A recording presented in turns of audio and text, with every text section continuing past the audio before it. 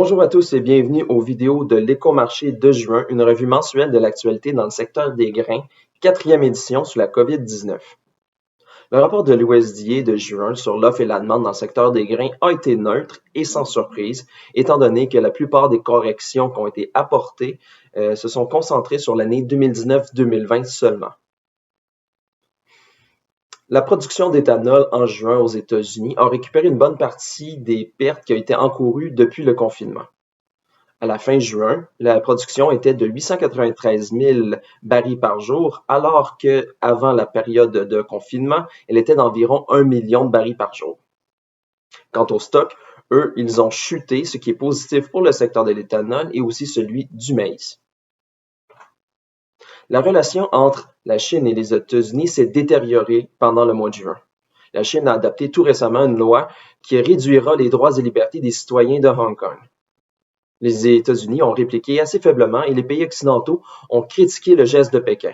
En fait, le président Trump est obnubilé par sa réaction en novembre prochain et sa stratégie est d'attaquer verbalement la Chine tout en l'incitant à acheter du soya américain afin qu'il puisse ravir le vote des producteurs américains.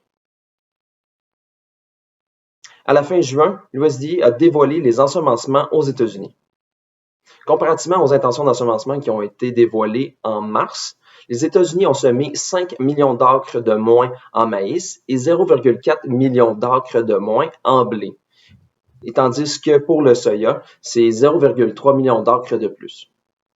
La baisse des superficies de maïs qui n'est pas accompagnée par une hausse équivalente des superficies en soya a stimulé les marchés à la bourse de Chicago.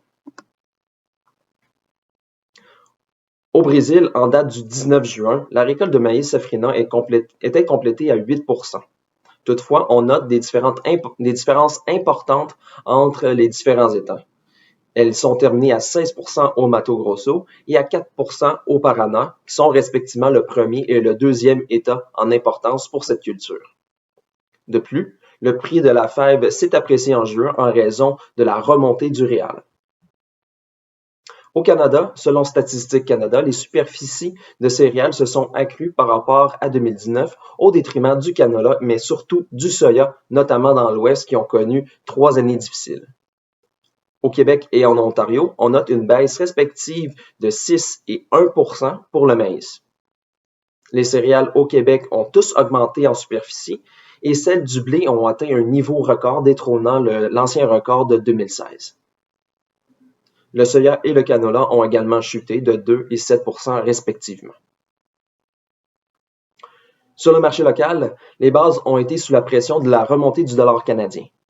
Les bases en dollars américains pour le maïs se sont stabilisées pour une livraison immédiate, tandis que celles pour livraison à la récolte et celles du soya se sont améliorées. Ce fut un bref aperçu du mois de juin. J'espère que cela vous a plu.